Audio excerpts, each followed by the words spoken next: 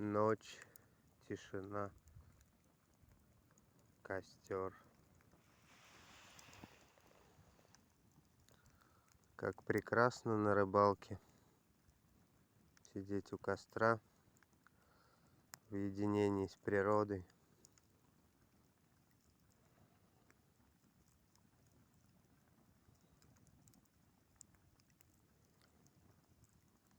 Так завораживает пламя.